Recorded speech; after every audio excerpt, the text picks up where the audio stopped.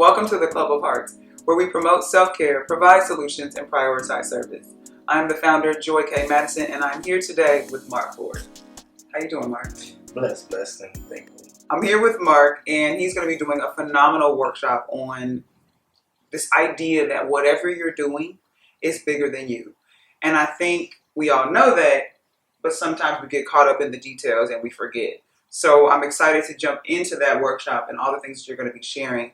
But before we do that, of course, you all know I want to give you an opportunity to get to know Mark. So we're going to get into our segment, Your Deepest Truth. Are you ready? Choice. No one, you do have a choice. No. I'm ready. You always have a choice. Definitely ready. First question. What is your deepest truth about who you are? I am driven, ambitious, and focused, yet still focusing on who I can be. Like one of my favorite quotes is, every day is a good day to get better. Okay. So I know who I am, but I'm building on that. I can be more of who I am. Right. Okay. I dig that. I do this thing where I literally stare at myself in the mirror for a few minutes. Like in my own eyes, like, and I'll get real close, like awkward, like awkward, bro, awkwardly close to myself. Yes. Yeah, and that's actually a profound thing. Like to be able to say, like, I get awkwardly close to myself. Not even just my reflection in the mirror, but like to myself. Like, do you know how many people don't spend time with themselves? Yes, I do. So yes. to have that, when you think about like the feeling of being awkwardly close to someone else, and awkwardly close meaning in proximity, but also awkwardly close where that vulnerability piece comes up, and you have that awkward moment of like silence where you're like to myself with yourself. Like when you have that moment with yourself, like that's like another type of thing. Okay, so second question: what is your deepest truth about the work that you do in the world? Wow. My deepest truth is that I had to submit. It's not about where you are. What are you doing when you're there? And I was at work, I was cutting hair, and I never wanted to be a barber. Never wanted to. Right. It was that every time I hear you say that, it blows my mind. It blows my mind. I never wanted to be a barber. It was just something that came to me, and it's something I was able to do. Mm-hmm. But when I looked at why I was doing it, and it was the one consistent thing that I was doing all these years, I started to realize what I was doing. It was a fellowship thing. Mm-hmm. I was actually engaging with people. Mm-hmm. And it was not about cutting their hair, making their presentation, mm-hmm. or getting the money from the transaction. Mm-hmm. It was all about the people. I really appreciate something you said. It's not about where you are, but it's about what you're doing while you're there. When I listen to you talk about, being a barber and all the things that happen in your chair and in the shop and in barbershops across the world, particularly as a safe space for Black men, and it being so much bigger than that, which is, again, why you're doing the It's Bigger Than You workshop, because I believe that's true for everybody. And wherever you are, whatever you're doing is so much bigger than you, and it's so much bigger than whatever you see in front of you in that moment. All time. So I really appreciate just even that moment of like, it doesn't matter where you are. It's your responsibility, it's your duty to find purpose in that, even if, to your point, you don't like it at the moment. It doesn't feel good. It's uncomfortable. And you know that that's not the end or the last stop. In that moment, that's where you are, and there is a reason, and there's something in that for you. So if you can be present with that, if you can get awkwardly close to yourself and really spend the time to figure out what that is, like, it's such a valuable lesson to learn, and there's always something in it that you're going to need to take with you to your next level, whatever that may be. Absolutely. All right, so last question. This is the big one. It's the big one to me, but I guess they're all pretty big. So, Mark, what is your deepest truth about love? I'm going to need a minute. Love is everything. It's necessary. It's your responsibility. It's everything. Yeah. Can't do nothing without it. Talk to me about your responsibilities. I don't think I've ever heard anyone say that. It is your responsibility because it is yours to own, to love yourself, as well as you cannot love anyone else properly if you don't love yourself.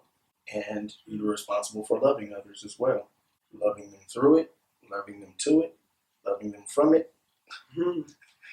Listen, because when I'm listening to through, to, and from, that's tough.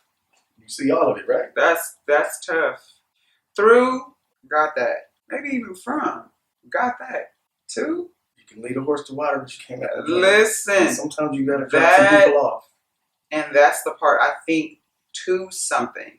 Because the question then becomes, when you're loving someone to something, are you loving them to what you want them to be or to what they're destined to be already, regardless of whether or not it looks like what you want it to look like, right? And I think when you, personal, right? When I'm thinking about myself and if I'm thinking about my idea of what it means or what it looks like to love someone to something, it's going to take a lot of getting myself out of the way and figuring out whatever this thing is that I'm loving you to, how much of that is me trying to manipulate you into being someone that I think you should be, right? Because it's easy to see someone's what we call potential and then think that if I can just love them and if I can just show them something different from whatever they may have come from and whatever the things we tell ourselves, you know, about this power of love, because I do believe that it is very powerful, but whatever it is we tell ourselves about that power and how we tend to choose to use it in a way that feels everything that is the opposite of love, manipulative, deceitful, controlling, and not because we're trying to be those things in a malicious way, but because, again, we think I see your potential and you could be all the things, and if I'm going to love you, I want to love you in a way that's going to help you also see that. Understood. And it's like, yeah, but that ain't your job. Right, and that's what I'm saying about the loving to something. Like, it's not your job to love somebody into who you think they should be. And I'm not saying that that's what you meant, but I'm saying when I hear that, I know that immediately my work, if I'm going to choose to love someone to something, my work would be to make sure that what I think I'm loving them to is not a picture that I created in my mind of what they should be. And that I'm really choosing to love them to whatever they're going to be regardless. Understood. Right, and that's why I'm like, that's a thing. I guess I was looking at it from a standpoint of like more so with children. Okay, but even that, and especially that, children and adults, because parents be like, "Oh, my kid," and then it becomes all the things. So even in that context, but I hear you, and I'm with you, but that just brings up a lot of what I know I get to do. Right, for me when thinking of that concept. And my thing was, it's not necessarily manipulative, but more so persuasive. Okay. It's an introduction to something. Like, hey, because you don't know what you don't know until you know it. Right. So if I say, hey, you don't even know this is a thing, hey, there's a door here. What I'm hearing you say is love, particularly in the concept of loving someone to something, looks like exposure. Yeah, it's just exposure. It's just a thing where you can introduce something to someone, and once again, you can lead a horse to water, but you can't make them drink. Right. So you know the manipulation part comes in where you're forcing them to drink, when you're forcing them through this door. You know what I mean? But if it's done with love, it's gonna say, hey, there's another option here. Right. You can choose it. Right. You know, consider what's possible and what's available. There it is. Okay, I can dig that. I got. I'm gonna leave it right there, and I'm gonna let y'all chew on that and figure out what it means to you. How you're interpreting all of this. I appreciate you, Mark, for sharing your deepest truths today. Don't forget, you're going to check out Mark on his workshop, It's Bigger Than You. If you're not yet subscribed to the Club of Hearts, make sure you get there. It's patreon.com/Club of Hearts. And I think that's all for now. So until next time, cheers.